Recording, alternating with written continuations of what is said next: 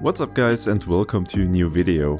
It's been quite some time since my last video. Most of you probably lost hope of me ever coming back, but as mentioned on my Discord multiple times, I never intended to go. I just had some rough months, and while I can never assure that those are gone for good, I will do my best to get back in schedule and release more videos in the future. But now enough talk about the boring stuff. This video is a merged version of my best of 2021 and 2022. 8 games will be from 2 years ago and 12 from last year's. As always, I'm showing those games in no particular order. All of them are available on the L site or Steam. The uncensored version of this video will go up 1 week after the release of this video and can be found alongside all the links to buy the games. Sadly, I have to make it complicated because YouTube really doesn't like my links. So you can find all links on my Twitter, which is Krystallize YT, or on my Discord server that can also be accessed through the link on my Twitter. So with that out of the way, let's get going.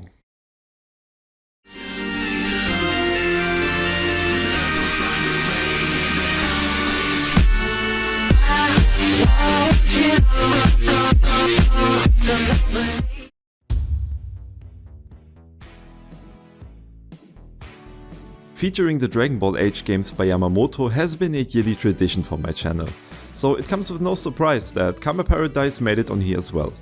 This time the story asks the question, what would have happened if Roshi stole Trunks' time machine right before he was about to filet mignon Frieza in the past? The answer is simple. Lots of time traveling into different periods and into a lot of different female characters as well. Apart from the theme, not a lot has changed. You still complete different quests, mostly by finding an item, play rock paper scissors and enjoy the animations as a reward. Or at least that I would have loved to say, because Yamamoto decided to port the game to Unity.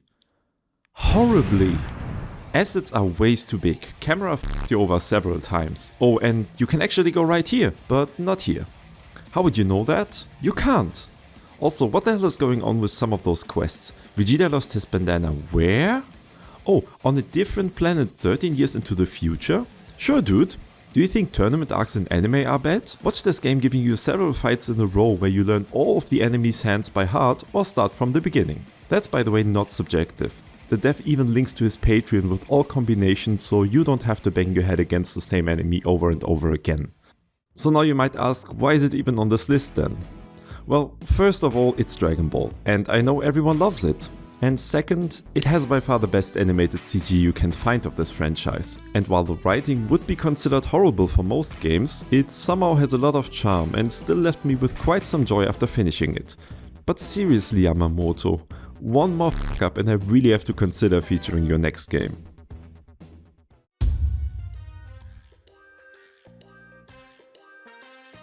Cosmic Abduction doesn't stray too far from your typical femprotag corruption game. You play as Natsuki, who gets abducted to another planet where she needs to find 5 cosmic stones to power up a spaceship that brings her back to Earth. Fire! The gameplay loop is something very familiar. You complete different quests that give you money, items and additional corruption stats to go for more depraved scenes. Most of the time those quests are pretty straightforward and don't leave any room for imagination. Oh, hello mister, I need to find seeds from an egg. But no harm done. The game delivers exactly what it advertised and some of the minigames are actually fun. The scenes themselves are also pretty decent. You can easily spot that those were made by the developer Scratch, who also made Queen's Legacy and Apocalypse for you OGs out there. So yeah, pretty well-rounded package, nothing we haven't seen before, but still a breath of fresh air if we consider that it's not just another RPG Maker game.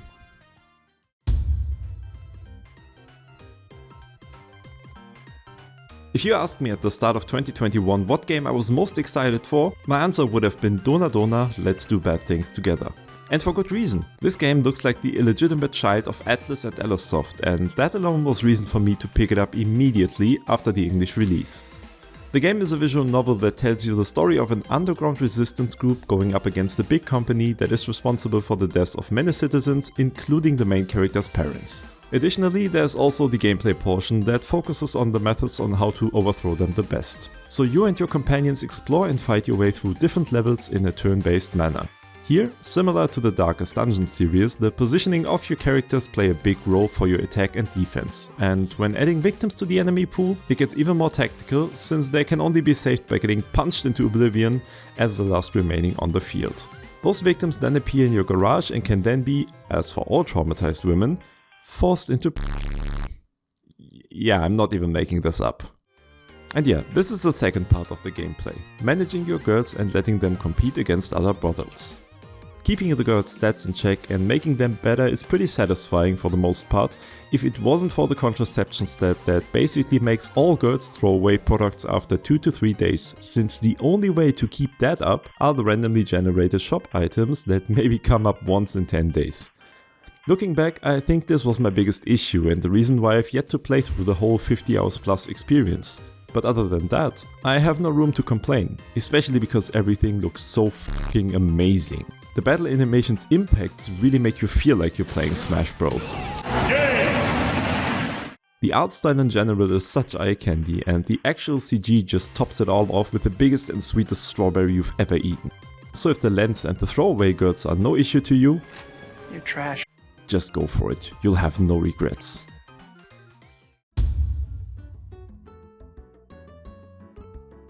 Back when I created my first YouTube channel in 2016, there was this one small game called Fleeting Iris. That, with a couple of other games, introduced me to what later became my favorite genre of H games: corruption. Over 6 years in the making and finally it got its full release. So today I'll tell you what I think of it. To start off, in Fleeting Iris you play as Ayame, who moved to Heaven City with her fiancé, who is also an FBI agent. They are soon to be married, but before that we can detour into what could have happened if she made other decisions in her life. And let me tell you, those are a lot of decisions to make. As expected from a RPG Maker corruption game dating back into 2016, the game's core mechanics don't differ from all the cookie-cutter corruption RPGs out there, which is still not a bad thing, considering that this definitely wasn't the focus of the devs. As for the things they did focus on, the game features over 300 drawn CGs, and I'm not even talking about recycled ones. I'm talking about someone sitting down and drawing 300 separate pictures. Those can be found in the plenty of possible routes that can lead to one out of the 21 achievable endings, including family, your wife, things, actress, etc. If you can't find a route that fits your taste, are you even watching the right video then? But the amount of content also is a double-edged sword, and after opening the guide for it, you know exactly what I mean. I don't know if I'm just stupid, but getting to the free roam mode where you can change your appearance and unlock even more scenes wasn't as easy as I hoped. And I guess it can be the same thing for some routes. Nonetheless, Fleeting Iris is the absolute peak if it comes to content-packed corruption RPGs. The CG is pretty good, and even some of the scenes that lack quality due to their age are still enjoyable because of the well-written dialogues and context. It's something you really shouldn't sleep on.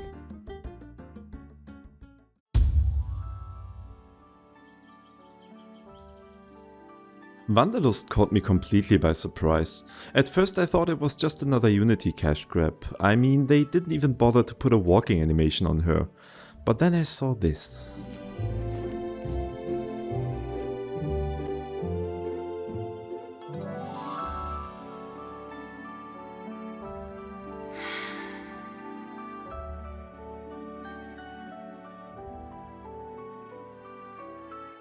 Once upon a time I dreamed of how my life could truly be.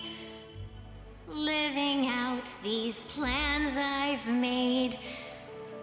Being happy. Getting laid. I've spent too long bottled up here. I won't waste another day. I've got to become the slut that I know I was born to be.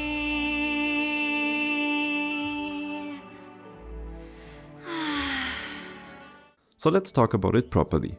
Wanderlust is an adventure featuring the Princess Elise, who is on her quest to counteract the Queen's prohibition of everything erotic, and in the process awakening her own sexual desires. I'm not gonna sugarcoat it. The game is no masterpiece. Walking around and fighting enemies feels more like busy work than the reason you should play it. The actual reason for that is the story. Not that it's particularly thrilling or anything, but your journey filled with tons of NPCs and their dialogues is just great fun to witness. Bruce, the man with the magic hand, the dancing forest nymphs, the dude with the big peepee and the dude with the actually big peepee are all characters that just fit too well in this fantasy setting. I'm gonna come! And all of them cover different fetishes, although they are pretty vanilla for the most part. I personally just love that the approach to corruption in this game is so different from other games, because MC already is corrupted, she just has no experience. So if you have that dude awkwardly explaining to her what a is while being afraid of losing his head over it, it gives off a pretty unique vibe. Well, I need a ride across the lake, but I'm embarrassed to say, I don't know what a is. Would you mind explaining? Oh gosh, Oh yeah, and all the cutscenes are fully voiced. The CG is also nothing short of amazing. Surely it's no Rule 34 stuff, but they're pretty smooth and are basically free of clipping issues unlike most other 3D games, all while being adjustable in speed and viewing angles. Overall, its gameplay is okay, but it alone wouldn't have won anything, but the rest is just too good to leave the game untouched.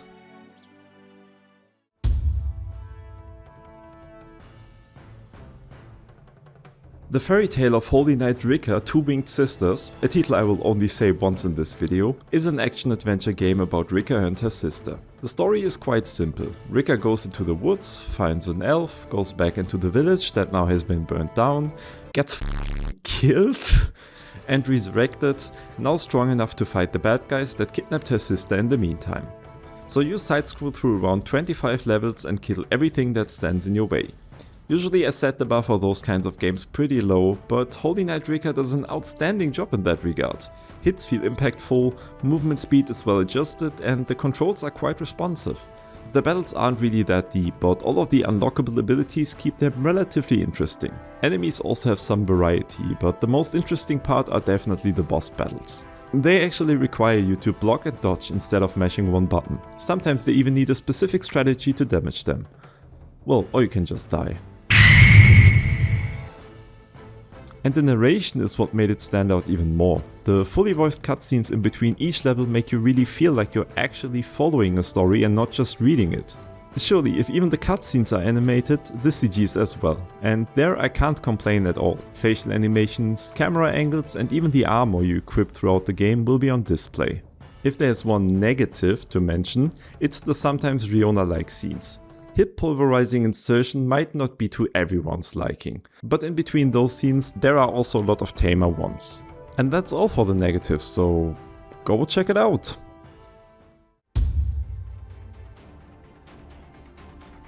After creating Melty's Quest, Ramterry is back with another absolute banger. Karen's Prison is a management RPG with an insanely deep take on corruption. You play as Karen, former secretary of the Emperor and now warden in a jail that basically has been taken over by the inmates. And now under all circumstances you need to get everything back to order. Every day you're able to buy upgrades for you or the prison. One makes you stronger in combat while the other one can be anything, from making the guards stronger or giving the inmates a place to release stress. But all of that also has a downside. The guards can potentially gang up on you and the inmates, well, let's say they can also release stress in a different way. So it's up to you what way you want to approach. Apart from the well thought out upgrade system, there's also your goal of going through all 5 layers of the prison and fight everyone who stands in your way. And the fighting is just the best thing about it. It literally redefines combat in corruption games. Besides the obvious hit enemies until they die, there's also the option to let them have their way with you in order to win. You heard me right, getting is actually a win condition. Well, as long as you can endure it. I have no idea how I've never seen a game doing this in all of those years. And by doing all of those cool things, Karen's Prison looks phenomenal. The art style, the UI and especially everything loot looks so good and fits in all possible situations. Forget text bars that tell you what happened. Everything is visualized to the last stain of on her shoulder. And to be blunt with you, it's just hot.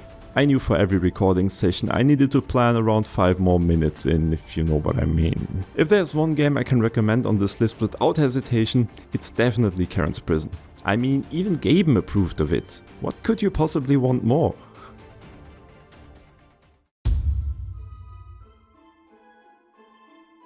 If we're already at RPG Maker games that do something special, let's now talk about Succubus Academy. After your whole school has been transported to another dimension and 7 succubi threaten to wipe out all of humanity, it's your job to die, or well, die but make the succubus that is responsible for your death very happy.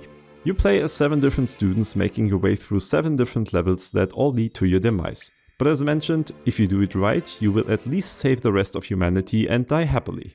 The levels you go through are very well made. Every single one has quite a bunch of mechanics. From teleporting mirrors over puzzles to those falling things, all while avoiding enemies and keeping your stats in check. If you happen to run into one of those enemies though, a battle will start where you need to manage your life and EP while also making the succubus that you fight very happy. It should have been me, not him! It's not fair! There is a skill tree that lets you decide if you want to be more of a dominant or submissive person, but I instantly went for the submissive route and never checked out the rest. Do you not like being called a sub? It's okay to be a sub if you want someone to just like take care of you, tell you what to do, you know, handle you in a certain way. But I guess it's mostly just different dialogues. Once you made your way through the according level, one of the 7 strong succubi waits for you to be her last meal. Fights with them are much tougher, have 2 phases with actual animations and always focus on a specific kink. The fights are visually pretty appealing, as much as most of the game, from the battle UI to all the lesser succubi you can find. The one thing I also enjoyed a lot are the dialogues, especially with everything that is inanimate. The alarm that begs you not to press it and then its desperate screams once you do so make me chuckle more often than not. I tried this game out because of its art, but I definitely stayed for its gameplay and the dialogues. So if you're up for something different, check this one out.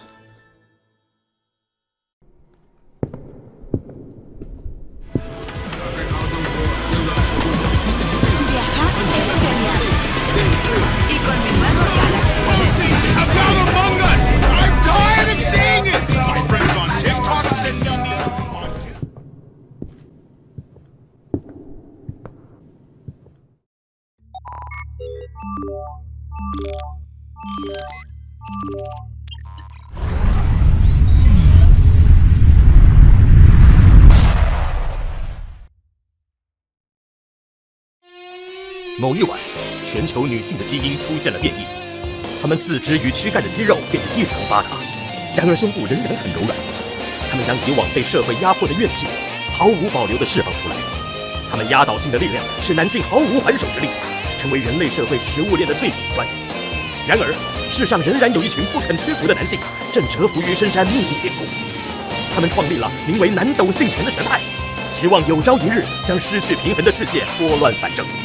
多年来，南斗性拳都只能止步于格斗大会的预选赛，直到某一年，一颗希望之星腾空诞生。拳舍郎因为是个男孩而被父母遗弃在深山，然后被南斗性拳掌门收养。在他眼中，女人只是复仇的对象，凶残暴力的可怕生物。这份执着成就了他对南斗性拳异于常人的天赋。如今，拳舍郎背负着整个南斗性拳的寄望，只身参加了这届地上最强格斗大会，向全球最强悍的女性提出挑战。到底胜利女神会向他微笑，还是会对他感到畏惧呢？ Fist Waifu Fighter is a super simple game. Dodge or block attacks from the girls until they're exhausted and you can beat them up.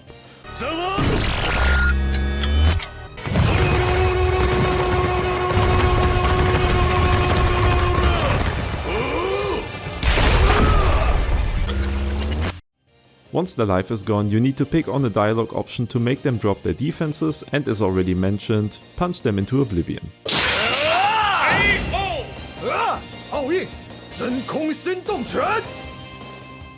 There's a little bit more to the battles, but since the game is really short, I'm not gonna go into details. Not for the gameplay, not for the dialogues, that actually cracked me up several times. But what this game is missing in length, it definitely made up with its visuals. Right from the opening sequence over the fights to the finish sequences, if you know what I mean. Everything is just a joy to experience, and to be honest, I'd pick quality over quantity every day of the year.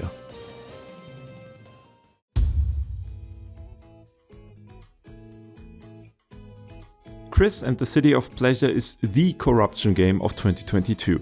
Not because it has a deep story or memorable characters or engaging gameplay, but specifically because its lack of.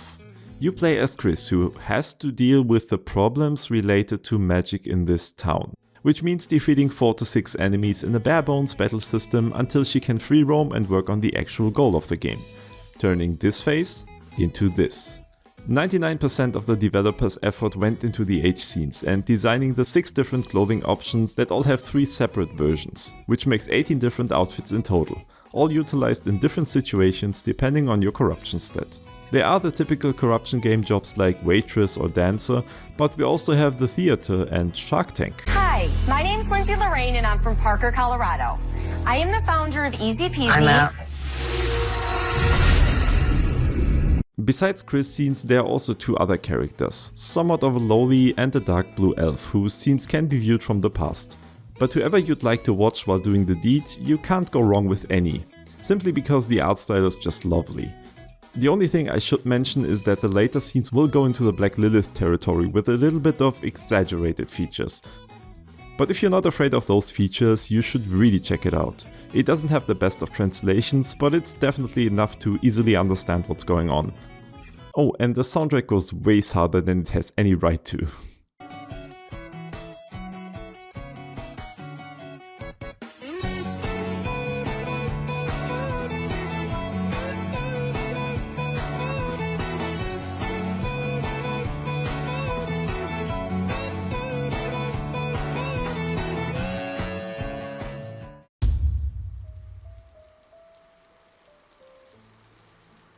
Hokago no Onigoko, or Tag After School, is basically a normal tag game, except that your character is called Shota. The place is an abandoned school, and the ones who are it are demonic ghosts that want to drain the life out of you. And all of that just because your idiot of a friend told you that he wouldn't play with you anymore, unless you prove to him that you're not a coward. So the whole game plays in a school where you have to survive for 5 hours, escaping from different types of enemies and picking up items that will help you.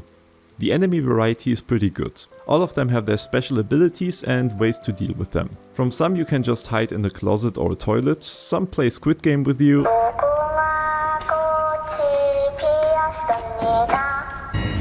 and some simply have to be outrun. I also have to admit that I'm not good with games that have running and hiding as their main mechanic. It just puts me under a lot of stress, which kind of speaks for the game. It also does a pretty good job on the horror atmosphere.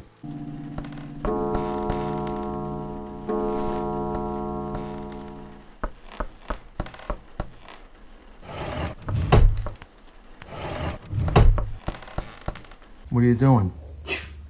Nothing. Me? Just hanging around. So I'm glad that I can at least look forward to some good old pixel art when getting caught. I really wished for more content, more exploration, or maybe an alternative ending after doing specific things, but sadly it's just a run around and hide game with barely any substance to it. Nonetheless though, I found it pretty enjoyable for its atmosphere and amazing pixel art.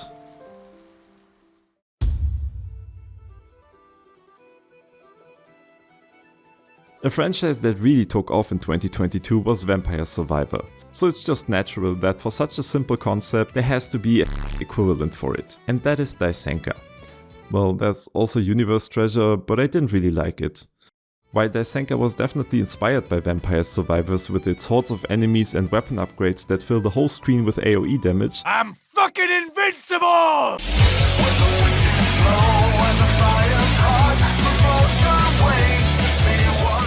it also brings something new to the table, due to it working more like a tower defense game. Enemies spawn on the right and you need to stop them from going to the left. What sounds pretty simple can get pretty tough though, especially later on in the game. So be glad you also have the option to build structures that help with your damage output, crowd control and gold income for the confident ones of you. Apart from the upgrades in-game, you can also increase your base stats and unlock new characters and levels with gold you earn from your sessions, which all last 20 minutes. Content-wise, this game is pretty lacking compared to Vampire Survivors. 5 characters, 3 levels and, I don't know, maybe 20 weapons and structures? But you know how many H-scenes Vampire Survivors has? None, exactly.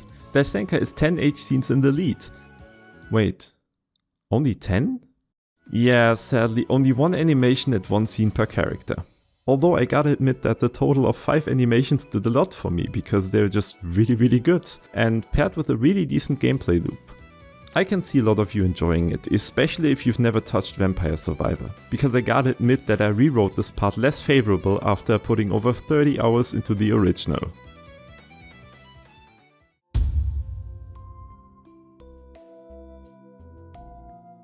In Kanade's Futanari dungeon quest, you play as, I think, Kanade, who walks into a dungeon where she encounters a loli that uses the forbidden spell on her, and that's everything I can somewhat figure out. Gladly, the gameplay is pretty easy to understand. Walk around, avoid traps, and fight enemies and bosses until you're through. It's not super hard nor easy. Movements and fighting feels a little bit clunky, but adds that little extra layer of challenge to it. Especially on the boss battles that are actually quite decent. But the star of the show is definitely the I mean, half of the screen is already covered by a standing picture of Kanade that changes depending on her horniness.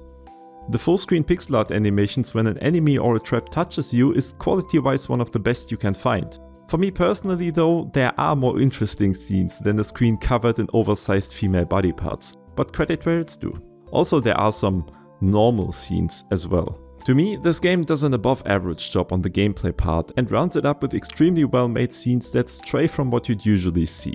But if you like that, you'll definitely love Kanade's Futanari dungeon quest.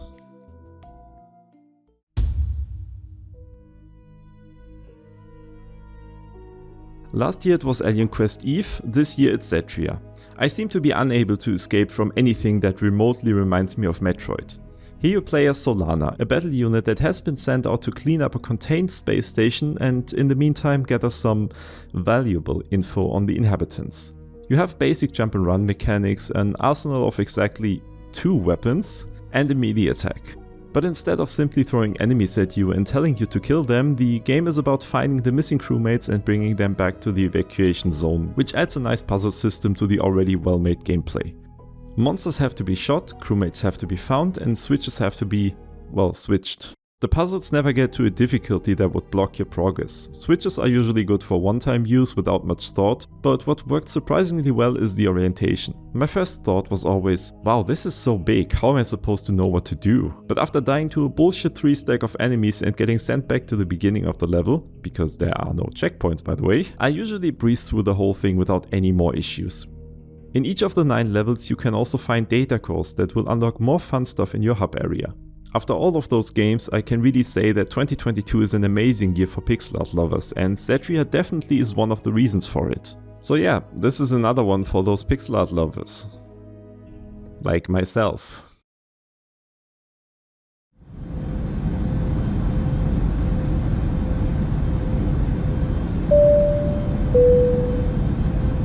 Dear ladies and gentlemen, we are approaching our destination. Treasure of Nadia, a vanilla RPG maker game for the whole family.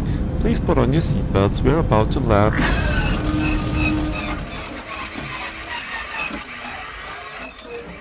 Ladies and gentlemen, I regret to inform you that we will be going through some heavy Netorare turbulences and probably going to die. Was nice knowing you all.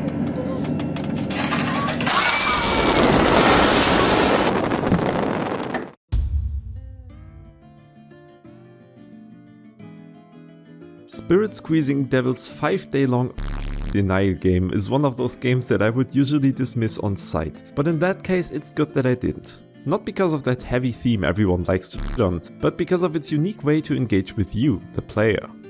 But let's start off with a story that I will try to make as family friendly as possible. You are a baker, specifically a baker for pies. There is this one girl who gets all her carbs from your pies, but upon arriving at a new town, they meet a new baker who appears to be able to make even better and bigger pies. So because she isn't really interested in you, but only your pies, she suggests a competition. The one who's able not to bake a pie for 5 days will be her baker, while the other one will never bake again. The game is focused on you being the loser, but there is a way to cheat destiny. And that is somehow by killing enemies, gathering materials and crafting. I still don't get how or why, but there is definitely a purpose to all of that, so maybe you can tell me after playing it. I still tried my best to get as far as possible, only to see that this bakes pies with her regardless, which can either be seen on the right side of the screen or the different CG that will occur during specific days. I gotta admit that the CG here is actually pretty good, and what adds to that are the daily ASMR pleas to make you bake a pie again.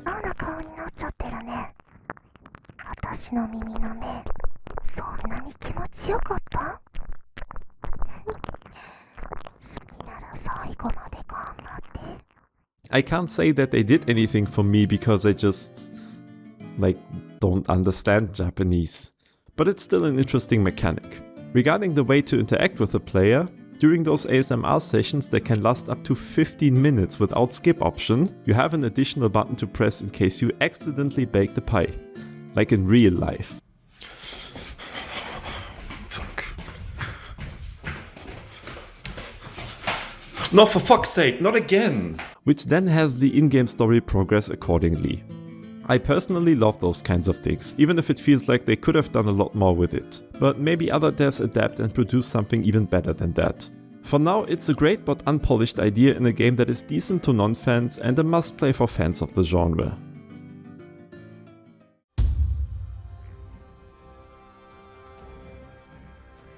And now, after our little detour, let's have a look at Treasure of Nadia, an adventure that I expect a lot of people to be familiar with already. You are the son of a famous treasure hunter trying to follow his footsteps after he passed away. What you inherited is your treasure hunting skills, a rundown house and an absolute unit of a... Well, it's kind of big, though. Oh, jetzt auf einmal so, ich will 10. Ja, genau. Digga, er wartet so sein ganzes Leben darauf, diesen immensen zu holen, Alter. This game is pretty straightforward in its quest design. Often it's literally just talking to specific people or going to specific places. That is at least until you find the crafting bench. From that point on you will look for crafting recipes and materials to help you solve different situations. Besides following the main quest, you can also go fishing, search artifacts and put all your hard-earned money into your house. Because apparently, love furniture. Overall, the gameplay is pretty good and the story, while being a little dumb, is quite enjoyable. I definitely see some parallels to the Leisure Suit Larry series here. What really stands out though are the visuals. Except you. And I never expected to see a fully animated cutscene with voice acting in that engine. If a developer puts so much care into the presentation, it goes without saying that the steamy part is also animated, and that's actually pretty good. There are definitely some animation hiccups,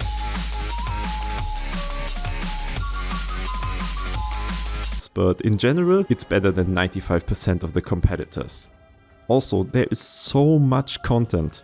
Like, I actively decided not to play through the whole thing simply for the fact that I wanted to keep my schedule with this video. So if you have the time, you should give it a go. I will follow up later.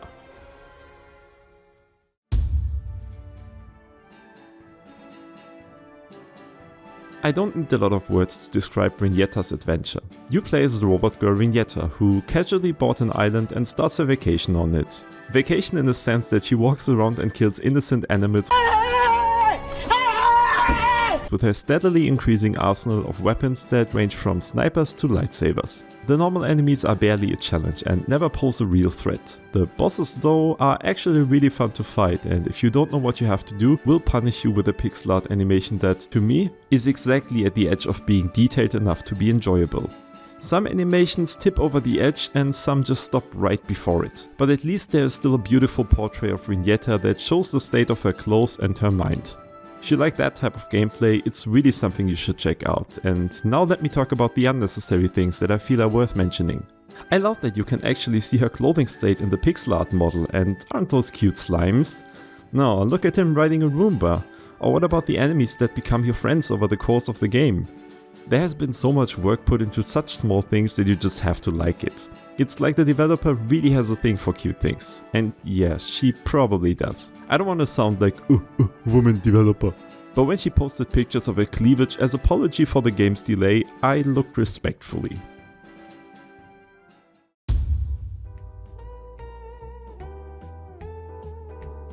If you think the Netorare game was the lowest I'll go, I'm here to prove you otherwise. Free ticket, the day that all girls around became my toys, is by far the most degenerate game I played this year, and you can probably tell by the amount of censoring I had to do for the title alone. You play the manifestation of the Kuma meme, a guy who drove his life against the wall and now his only purpose is to include all the girls he could never have in his fantasies. But as it is common in games like that, his behavior gets rewarded with a sexy woman ringing his doorbell and giving him a membership card to a special club. That club daily provides him with 3 tickets that he can give to any girl that will immediately obey his desires. The game doesn't require you to have any skill, you just walk around and pick the girls that are in the radius of your love radar until you've eventually interacted with enough to expand the radar and your options. I personally do like the fact that the girls don't just fall under some type of hypnosis. They still kind of keep their character and act accordingly. Some enjoy it, some don't, some get upset and some, well, cry. The game's CG is pretty good. Basically all scenes are animated with several individual hand-drawn frames, while also relying on some post-edit movements that kind of make up for the choppy yet enjoyable interactions. But I do have to address one thing that really caught me off guard, and that showed the amount of degeneracy in this game. I mean, if you have a main character who only reacts to a little child with size concerns, it's not far-fetched for the developer to include a character in the sole lineup of girls that to me heavily crosses the line, even the line for bad taste. So be aware of that. I personally just skipped through the whole thing and avoided it as much as I could, because I enjoyed the rest of the game so much. So you have been warned, what you do with that is up to you.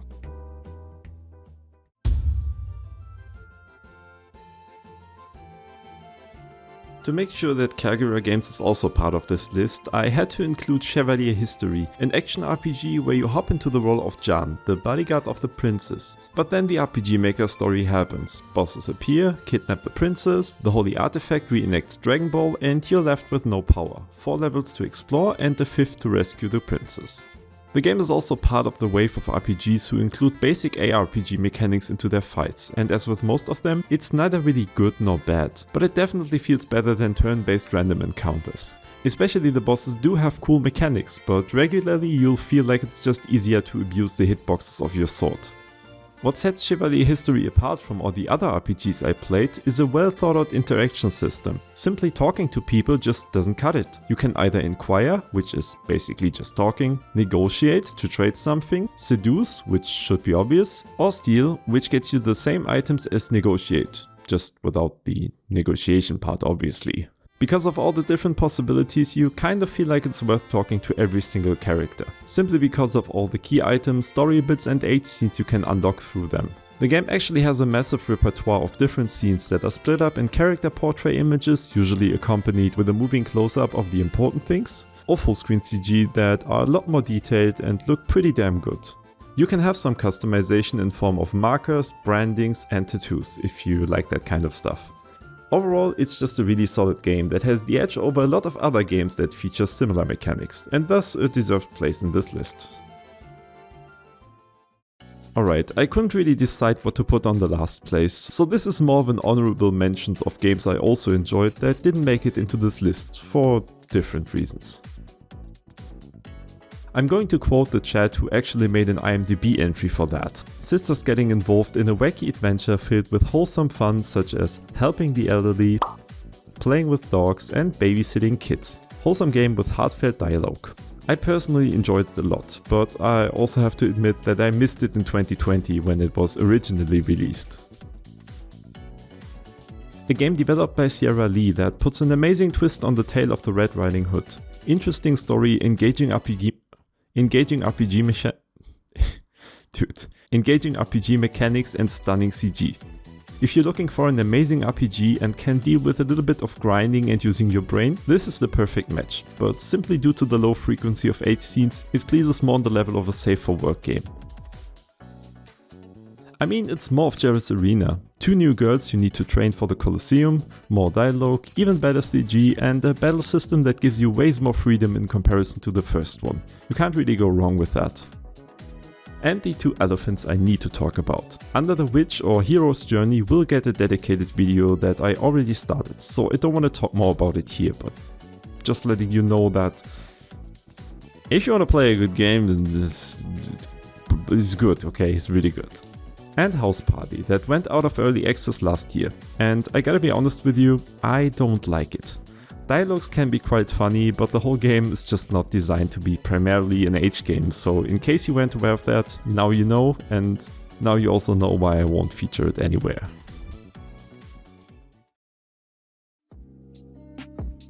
And we did it! I'm not gonna lie, this video cost me the last bit of sanity I had left. There is so much stuff I want to play, so many games I want to talk about, and all of that was basically locked behind this absolute chonker of a video. I literally cannot even remember what I wrote at the beginning of the script. It just has been too long. I just hope you still enjoyed it, even if the process of making it was such a bumpy road. Starting off with this video, I will go back to regular uploads, but don't expect them to be weekly or even close to that. But I will let myself be noticed much more frequently than in the last 1.5 years. So with that, I can only ask you to give me a little bit of appreciation in form of a like, a comment, or even a subscription. I see you guys in the next video. Bye!